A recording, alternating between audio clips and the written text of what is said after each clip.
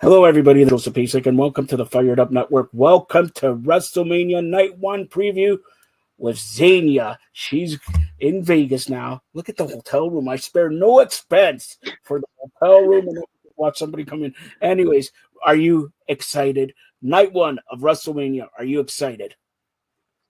I'm super excited. It's one of the biggest nights in our industry, in professional wrestling of the year. So it's something huge. You can't help but be excited.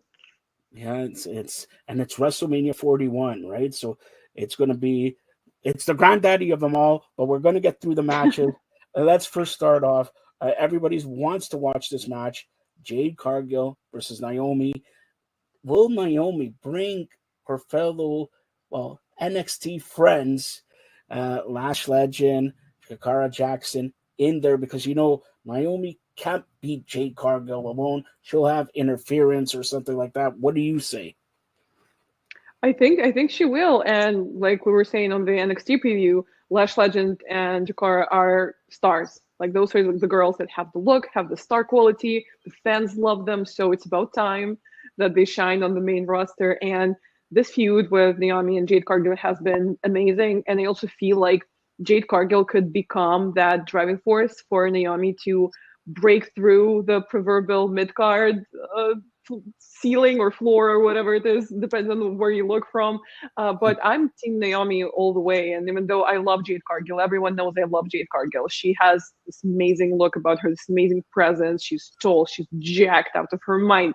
It's amazing. But Naomi is a WWE original almost. I remember watching the season of the game show old format NXT where Naomi appeared in WWE for the first time, and it's immediately her charisma, her uniqueness, like you immediately gripped by it. And it's been amazing to watch her journey all these years. So I think it's time for her to finally rise like a phoenix and reach that new level of her potential that she has so much of.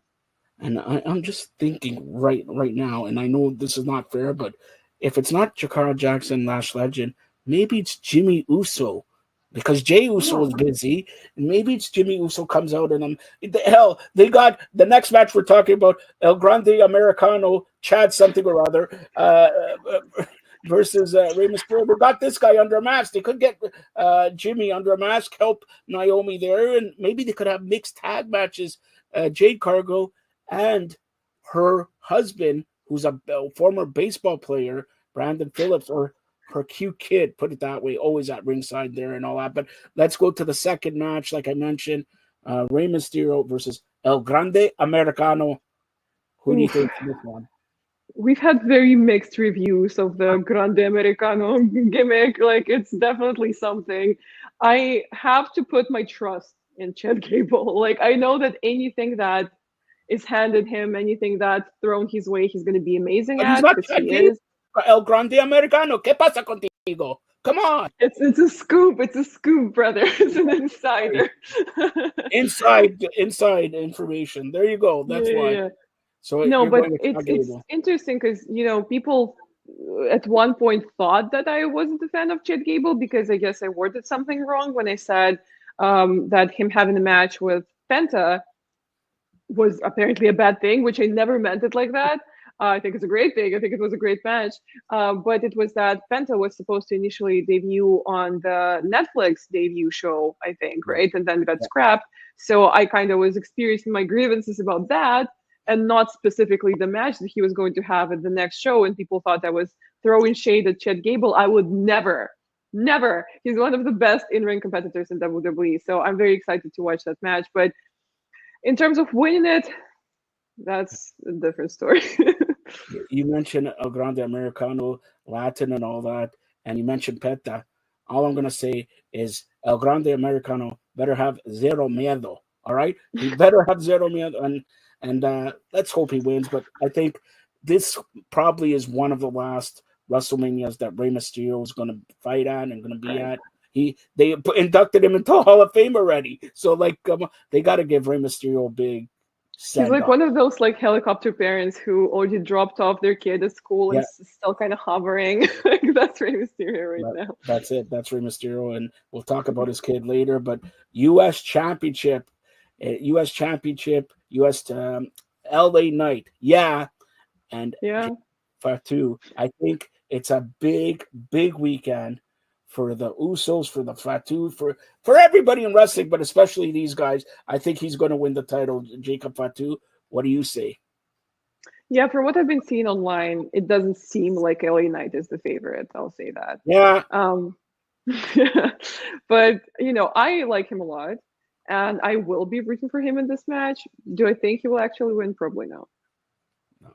It's hopefully it's going to be a good match. It's not going to be a squash because every Hopefully, time this yeah. guy Jake Fatu comes in, it turns now into a squash. No. Speaking about squashes, tag team titles on the line: the War Raiders versus the New Old Day, or is it New Day, Heel Day, whatever? Do they give Kofi Kingston, Xavier Woods the title, or does Big E come out and sort of screw the New Day?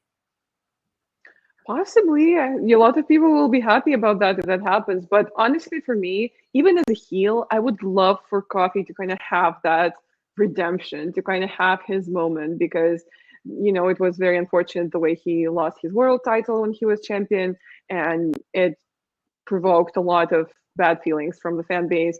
So I honestly, personally would love for him to have his moment, even if it has to be to the sound of the boos of the arena. So I'll be hoping for that.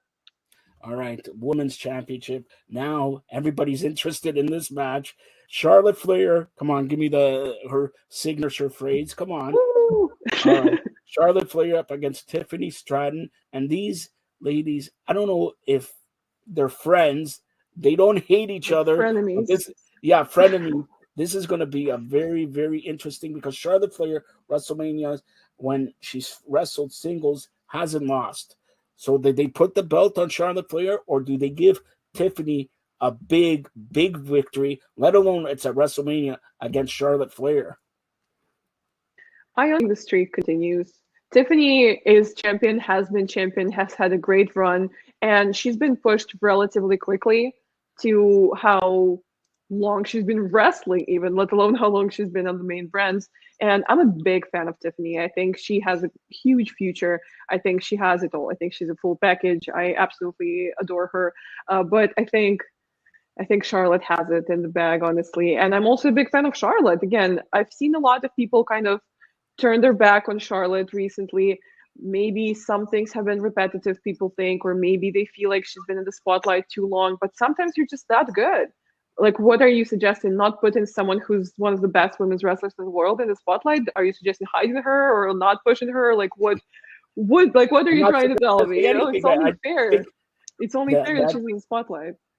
I think that's 2 weeks ago they went off script, but I liked it. Right. I like when they go off script and everything like that. But I'm gonna I personally dispel. don't love it when that happens Yeah, because, my reasons for why I like wrestling have nothing to do with violence or confrontation. yeah. So for me, honestly, that would be a concern going into that match. Is there a certain level of trust? Is it present to where they can deliver a good match? Because ultimately, a good match relies on trust and chemistry and cohesion. So, is it going to be present for that match? That would be my question. That would be a concern. And hopefully, it is. Hopefully, they can put some of their beef behind them. So we talked about rumors and it's fact. I'm gonna dispel a rumor right now. All right, I know you get it all the time. Ludwig Kaiser is not in your DMs. He's He's not. not in my DM.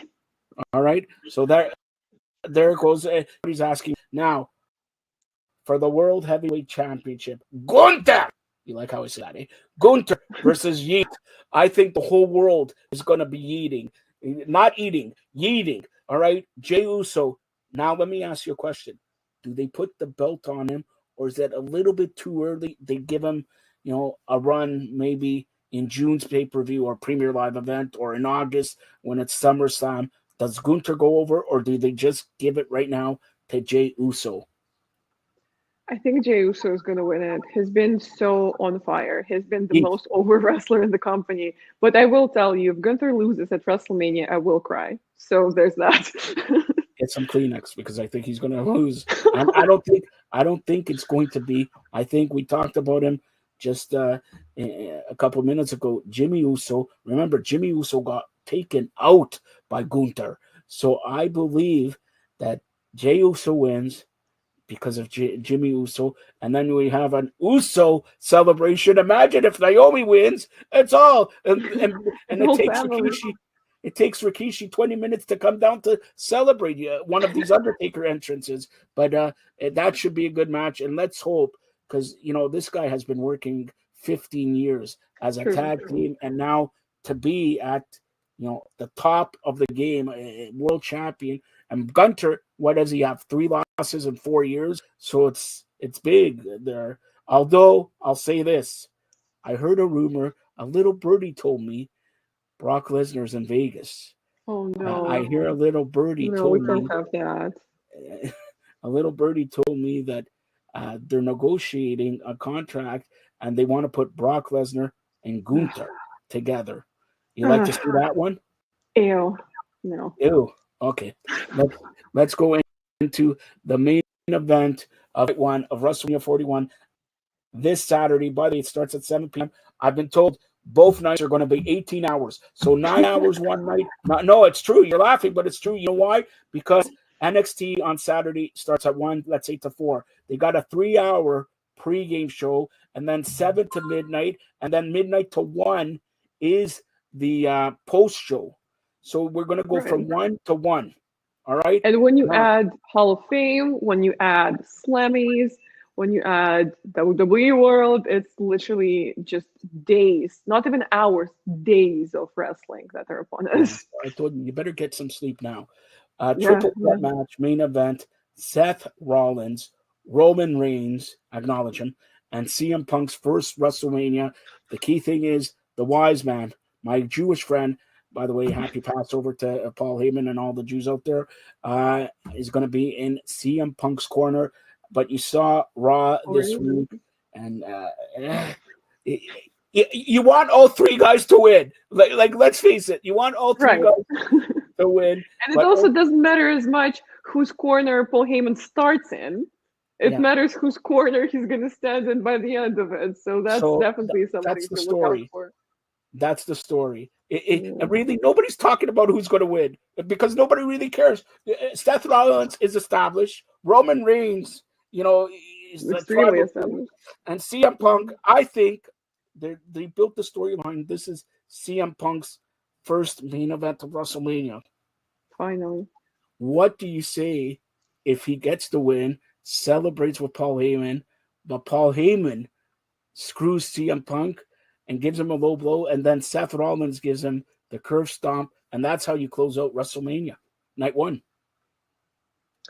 I don't know how I would feel about that. I don't know how Punk would feel about that. I don't think that's how he wins his first ever WrestleMania main event to conclude. But in the end of the day, a win is a win, right? Yeah. So who do you say in that one? Honestly, probably Punk. Like, it's almost like a finish in the story type of thing again. But last year it was Cody, this year it's CM Punk. Like, it's been so many years coming, so it's only fair. And honestly, this should have been, if they had any foresight, the winner of this match gets a title match, and I could have seen tomorrow, let's say CM Punk go up against Cody Rhodes or John Cena. Everybody wants to see Punk and Cena again. Seth and Cena, Roman Reigns and Cena. So that leads to night 2. But Xenia, you're very famous on social media. Tell everybody how they could get a hold of you on social media. Yes, thank you for having me. I'm Xenia Did That. That's Xenia on all social media. That's Instagram, Twitter, or X, YouTube, anything. You can also look up my merch that way on Pro Wrestling Tees or Teespring. And yeah, I also do social media and media guidance for wrestlers, wrestling promotions. That's something I'm very passionate about. I have free webinars every Monday at 2 p.m. ET. So check out my socials and click the link and register for one, or just DM me and ask me any questions that you can possibly have about this. And by the way, I checked out one of your Mondays webinars. You definitely, everybody in the world, definitely make it a point that I think it's about 45 minutes to half an hour, 45 minutes. Make it up. If you don't got 45 minutes to listen to, like I'm going to say, a veteran who knows the wrestling industry, who gets wrestlers to know how to cut a promo, to know everything, to keep. By the way, I'm going to say this. Keep your money. You make money. Don't spend it. Keep it in the long term, because I hear a million of wrestlers, oh, I wish I saved money. I wish I did this. I wish I did. No. You save your money, and that's it. And check out Monday's webinar with Xenia, and you'll find out what she did, because Xenia did that on all social medias. We'll be back for night 2 of WrestleMania. Thank you, Xenia. Thank you.